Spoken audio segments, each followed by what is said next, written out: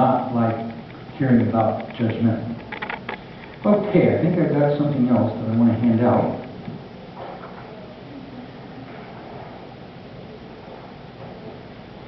I think I gave you enough. If I didn't, there's more here. It doesn't look like enough, but you need some more. I'll give you another handful, that we don't have enough. This church was started with the intention of being a church that would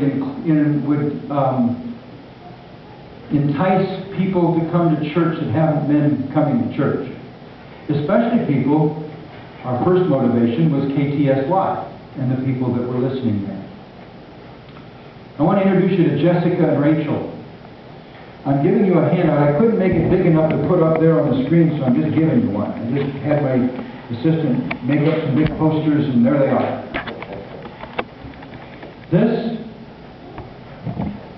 This poster was a poster that was prepared by the consultants from KTSY for us to use as we attempted to learn how we can better reach the audience that listens to KTSY.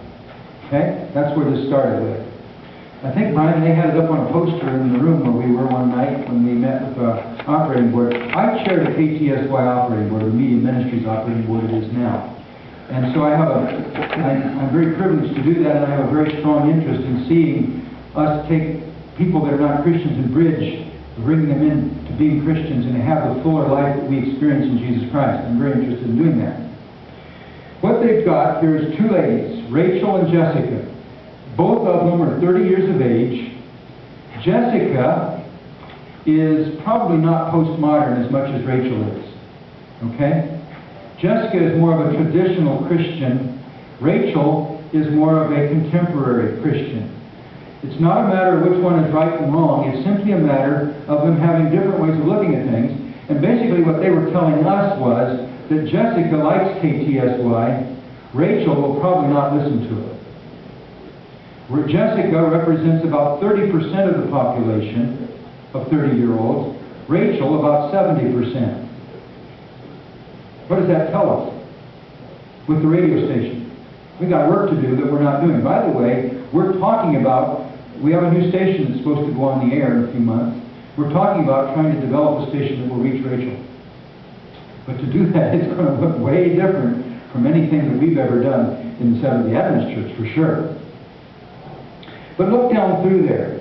By the way, the reason I'm bringing this chart out here is because if we're trying to reach people in the community for Jesus Christ, we've got both Jessicas and Rachels out there, both of whom need to be reached. I have two daughters. My older daughter is more like Jessica, and my younger daughter is about half Jessica and half Rachel. Would that be about fair to say, Brian? Brian knows them fairly well. But they're both Christians, they're both committed, and everything else. But if you're going to reach the Rachels of the world, you're going to do some things differently.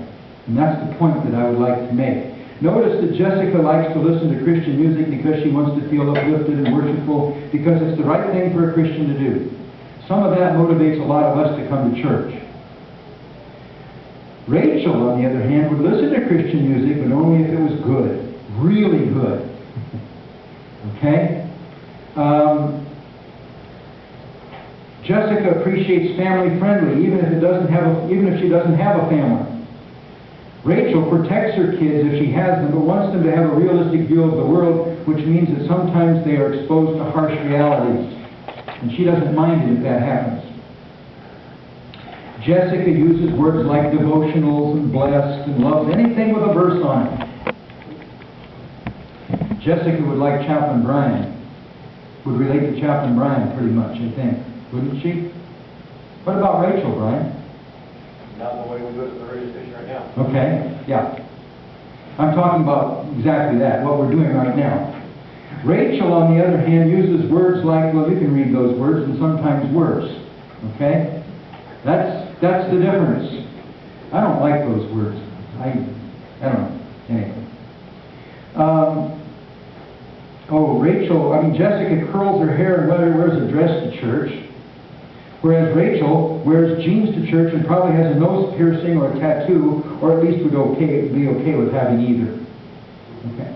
Well, you can read the rest of this. I don't know if there's anything, you know, I don't want to take a lot of time with it, but I wanted to point out that that is what we're working against today. And when we talk about all of these 6 barriers, when we look at those 6 barriers, we're looking at people like Rachel who see those barriers much more than Jessica does. Jessica will give us a little bit of forgiveness, Rachel not nearly as much. Okay? John? Yeah. Let me comment on one thing that's Oh. on here. Okay. About 5 lines up from the bottom. Jessica wants to go on a mission trip to tell others about Oh, yeah, I missed that one. Rachel wants to go on a mission trip to be Jesus. There's a vast difference, and it points out the modern shift there. That's the one that I wanted to mention I missed. Thank you for pointing that one out. She wants to be Jesus.